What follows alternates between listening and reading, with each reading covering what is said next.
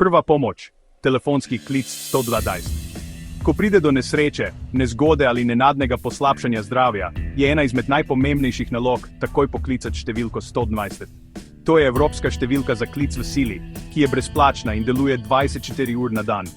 Operator, ki se oglasi, usklajuje prihod nujnih služb, reševalci, gasilci, policija in daje navodila, kako pomagati do prihoda pomoči.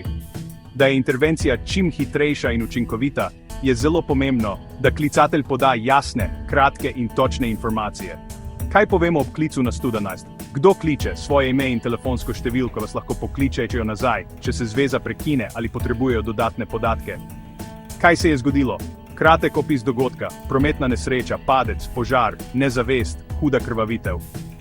Kje se je zgodilo? Natančna lokacija, naslov, bližnje znamenitosti, številka hiše, nadstropje ali pa koordinate, če ste na prostem.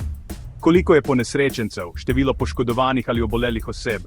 Kakšne so poškodbe ali stanje ponesrečenca, nezavest, krvavitve, dihanje, opekline, zlomi pada? Druge nevarnosti, ogenj, uhajanje plina, elektrika, nevarne snovi, možnost eksplozije. Pomembno je, ne odložimo klica prvi, dokler tega ne stori operator. Ostati miren in govoriti razločno, saj panika lahko povzroči napačne informacije. Slediti navodilom operatorja, ki nas vodi pri izvajanju osnovnih ukrepov prve pomoči. Zakaj je to pomembno? Vsaka sekunda šteje. Pravilno podane informacije omogočajo, da na kraj pride prava pomoč v najkrajšem možnem času in da lahko mi kot očividci naredimo največ, kar je mogoče, da rešimo življenje ali preprečimo hujše posledice. Pristop k nezavestni osebi. Metoda glej, potresi, pokliči. Ko najdemo osebo, ki ne kaže znakov odzivanja, moramo ukrepati hitro, premišljeno in varno. Nezavest je stanje, ko človek ne reagira na zunanje dražljaje, lahko pa je življenje resno ogroženo. Pristop k nezavestni osebi poteka po korakih, ki jih združujemo v preprosto metodo glej, potresi, pokliči. Glej, najprej pogledamo osebo. Ali se premika, diha, kaže kakšnekoli znake življenja. Preverimo varnost kraja, cesta, elektrika, ogenj. Opazujemo, ali ima oseba odprte oči, kakšna je barva kože in ali diha normalno. Potresi. Če oseba ne reagira, jo nežno primemo za ramena in pretresemo.